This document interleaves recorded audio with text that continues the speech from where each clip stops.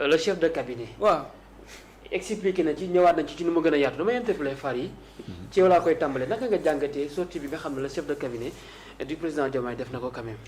waaw mais Albourakh loolu moom je pense que c'était un dicté préparé comme ni ko gars yi waxee et c'est très voilà quoi pour man c'est normal dans la mesure où bu ñu nee chef de cabinet. Il est politique je pense il est politique donc doon na koo xamante ni tey président ci wàllum politique am moom moo koy jàppale ci lu bëri ci dem ak dikk beek yu ni mel prends-le par exemple Djibi Gueye Ndiaye mi nga xam ne mooy chef de cabinet bu le premier ministre Ousmane Sonko mais il s'intéresse aux questions politiques activités politiques ak yu ni mel moom moo koy coordonné ak yu ni mel donc dañu nekk situation boo xamante ni tous les Sénégalais s'accorderont à se dire que il y a cassure entre l'idéologie politique bi Ousmane Sonko am ak bi Bassirou Diomaye Diakhar Faye am. point barre tout à fait loolu d'abord il faut que ñëpp d'accord ci. ñëpp d'accord waa tey gannaaw loolu am na Ousmane Sonko la muy def la muy wax na ko. le 8 il y avait besoin d'éclaircissement maintenant tout est clair. tout est clair maanaam man dama doon saytu xool ba xam dëggantaan. le président Bassirou Diomaye Diakhar Faye ndax dafa jël yoonam ci wàllum politique am déet gannaaw nag ba ñu defee la ñuy def ba noppi gis nañ ne loolu am baax na nañu continuer liggéey la ñu war a liggéey maintenant après politiquement ku nekk dem ci li nga xam ne moom nga war a jaar maintenant le directeur de cabinet il sort pour te dire que oui voilà xam nga dire que le président dafa war a dellu si waat ci parti bi loolu nekkul lu ñu war a def wala boog nekkul li gën mais parce que loolu arrangé wu leen ndax tey le président Bassirou Diomaye Diakhar Faye il veut pas revenir comme ni ko gars yi bëggee moo tax ma ne patriotes yi tamit benn instant man dama leen xaw a mere waaye benn instant dañu ma xaw a jaaxal. jàppal nit ki jël na yoonam. il faut prendre acte. mais dem na. loolu am na. c'est simple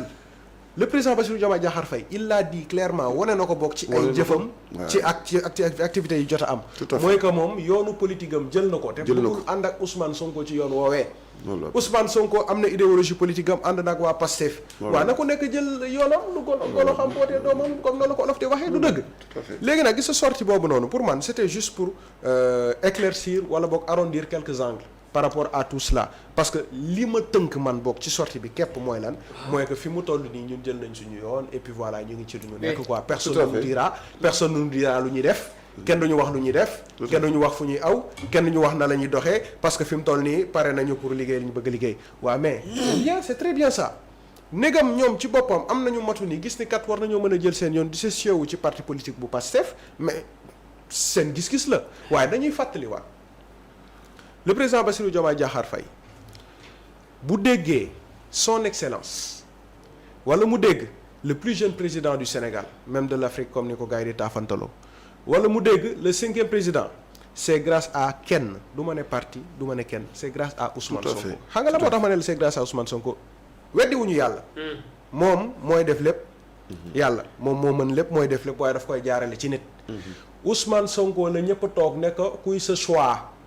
yow Ousmane negam tere nañ laa dem waaye ñun bëgg nañu lii nga xamante ni mooy sa vision ñu concrétiser ko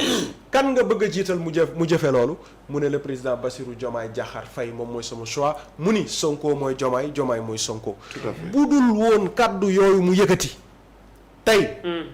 le président Bassirou Diomaye Diakhar Faye il serait tout sauf président de la République du Sénégal il faut que d'abord ñu xam ko donc politiquement lépp lu muy xëccu ji itam ak lépp lu muy teg pour waajal 2029 ak 2027 bu mu ci mënti doon na xam ni élément de base am élément constitutif am lenn la mooy Sonko mooy Diomaye mooy Sonko maintenant nag ndegam jël na yoonu boppam man dama jàpp ni bon c'est courageux de sa part mais aussi c'est pas du tout intelligent dans la mesure où tey bu ñu doon xool ci wàllum politique base politique parce que en politique li ñuy nattee un homme politique lan la c'est sa capacité de mobilisation mais surtout voix yi mu jot a am dans le passé waa tey kan moo fal le président Bassirou Diomaye Diakhar Faye du Pastef 54% kan moo ko utaloon ay parrainage le fameux fiche 111 Pastef la woon waaw Pastef boobu bu fekkee appareil politique bi yëpp dafa retourner autour dafa retrouver wu autour de ki nga xam ne mooy Ousmane Sonko yow nga ne da ngaa bëgg am dara bi ci nag nga ko bëgg a amee da ngay dem dajale ji ñi nga xam ne Ousmane Sonko daf leen boole ba ñu mat fukk mu duma leen ñu am ay 0% 0 et quelques pour cent 0 nga ne ñooñu ngay dajale yow pour boole kaak yow sa 0% ngeen àndandoo pour mën a jàkkaarloog l'appareil politique de Pastef parce que le président Bassirou Diomaye Diakhar Faye amul loo ko mën a nattee ci élection ndax élection bi mu jóge nii d'accord coalition président Diomaye président la woon mais sous tutelle ki nga xam ne mooy Pastef donc Pastef moo dem élection moo gagné d'ailleurs confirmé na ko ci législative moo tax Ousmane Sonko il est très intelligent en politique très honnêtement man dama jàpp ni nit la koo xamante ni il voit ci li nga xam ne ak seegul dafay waajal lu ak seegul ndax tey gis nga législative yi bu nangu woon Diomaye président demaat problème boobaa day gën a yéeme parce que yeneen i député dinañ ñëw ñoo xamante ni bokkuñu ci Pastef te coow li bu taxawee ñoom ñooy taxaw ne dañuy dooleel le président Bassirou Diomaye Diakhar Faye waaye tey qu'est-ce que tu vois une unité solidaire au sein de l'hémicycle autour de Ousmane Sonko. Tout à fait. li nga xam ne mooy groupe parlementaire Pastef les Patriotes dañoo retrouver wu autour de leur leader naturel Ousmane Sonko. Tout à fait. waa tey loolu daf lay won ni le gars kon 54% yi mu la falee mais moom ci boppam 54% yooyu moom la yóbbuwaatee 130 députés fële ci assemblée nationale donc tey yow booy natt sa bopp mais munoo am part ci 54% boobu noonu parce que en réalité 54% boobu joxaat na kàddu kii di Ousmane Sonko. kon tey le président Bassirou Diomaye Diakhar Faye finalement qu'est-ce qu'il pèse ci wàllum politique demal Ndiaga Niaw nan lañ ko fa gagné woon ñaata voix la amoon donc pour te montrer que même au sein de fi nga xamante ni foofu la cosaanoo tey peut-être amu fa base politique bi mu soxla maintenant 2029 d'accord il s'est allié avec Mimi Touré il s'est allié avec beaucoup de personnes mais est-ce que xam nga ne nit ñi mu allié man dama tiital le président Bassirou Diomaye xam nga lu tax 2029 dafa nar a jot Mimi Touré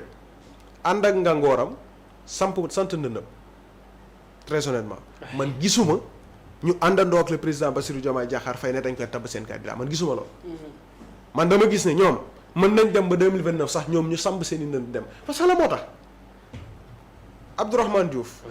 Mimi Touré ak yeneen leaders yi nga xam ne kenn xamu leen ci réew mi ñu topp ci ginnaaw lan moo leen tere woon bokk ci élection présidentielle yi du woon parrainage waa tey bu fekkee ni ñoom jox nañu leen parce que celui qui a le plus à gagner ci coalition bii ma wax la ko kan la Mimi Touré la. très honnêtement c'est pas le président Bassirou Diomaye parce que Diomaye amoon na légitimité ba noppi gannaaw ba mu toppee woon ci Ousmane Sonko mais tey ñàkkaat na légitimité boobu noonu waaye kan moo nekkoon ci déclin politique ñu nan laa ko mën a expliquer ñu recycler waat ko ci appareil politique bi indi waat ko mais Mimi Touré la mais Mimi Touré ñi ñi fàtte woon nañ ay mbiram ñi ngi woon ci beneen daaj c'est very fun. ñi ngi woon ci yeneen i mbir mais tey nga jël Mimi Touré opposé ko ak Ousmane Sonko ne ko yow yaay diirante mbagg ak Ousmane Sonko yow yaay gérer jàkkaarloo ki nga xam ne kenn ñemeewul jàkkaarloo ak moom Mimi Touré di doxal Mimi Touré di woote ay Genève ak international ak maire yeeg ku ne mu jël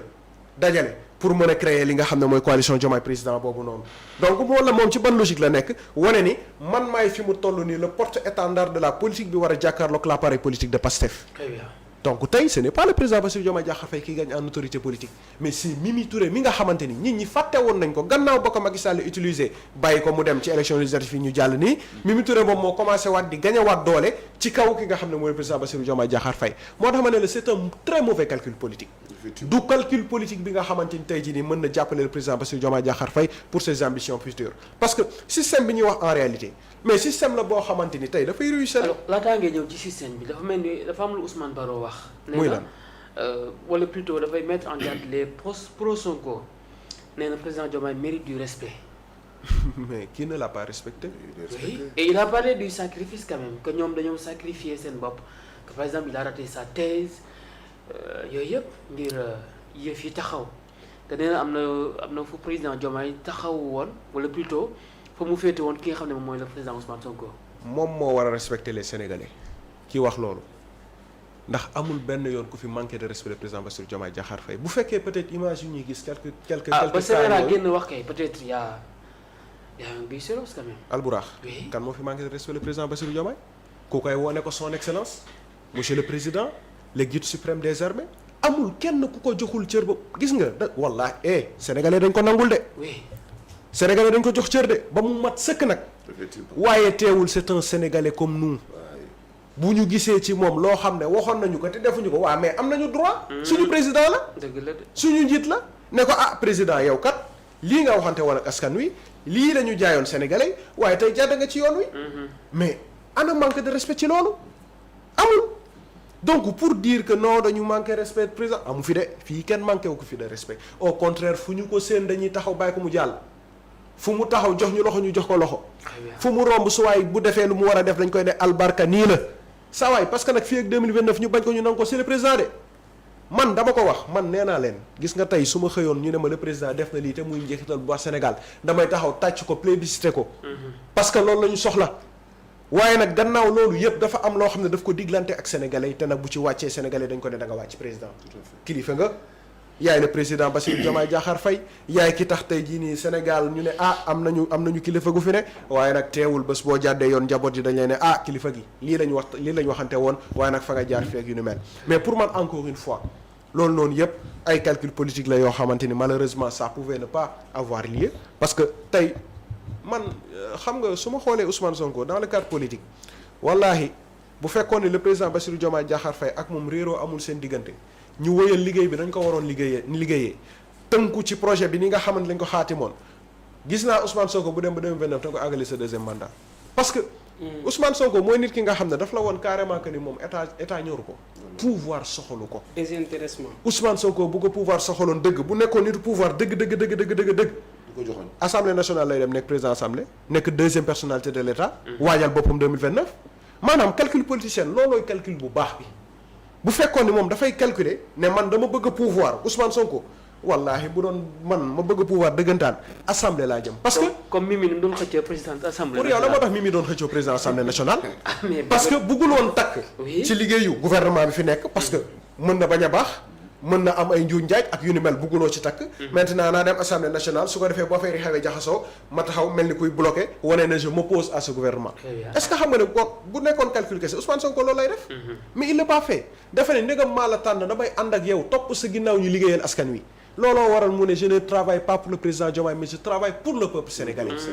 parce que même le président Bassirou Diomaye Diakhar Faye travaille pour le peuple sénégalais effectivement moo tax ma ne la bu juumee am nañu droit ne ñu ngi ci ginnaaw parce que moom moo taxoon mu ne lan jubal jubbanti sama benn père Ngagne Diagne ndeysaan bu ITV mu ne ma dama leen ci yokkal joyanti maanaam may leen sénégalais ñu topp seen ginnaaw bu ëmb bi xawee demee boor ñu joyanti waat ko joyanti foofu la sénégalais tolloog moom donc on lui manque pas de respect mais on lui rappelle même du moins kaddu yi nga xamante ni yëkkati woon na ko donc jàngat boobu lañ ci am maintenant sortie bi nga xamante ni def nañ ko pour man continuité wu seen stratégie la de ndax communication diviser pour mieux régner la wala.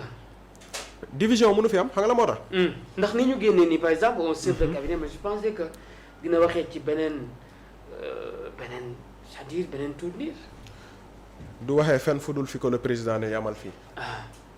kon c'était dicté. tu te rappelles de Papa Mada waaw. lan moo ko jëlee foofa ndax ses avis ses dires ne correspondaient pas aux besoins wala boog li nga xam ne le président Bassirou Diomaye Diakhar Faye soxla parce que Papa Mada Ndour c'est un pur produit de Pastef un pro Sonko assumé foofu la xeeru patriote yi waroon commencer tey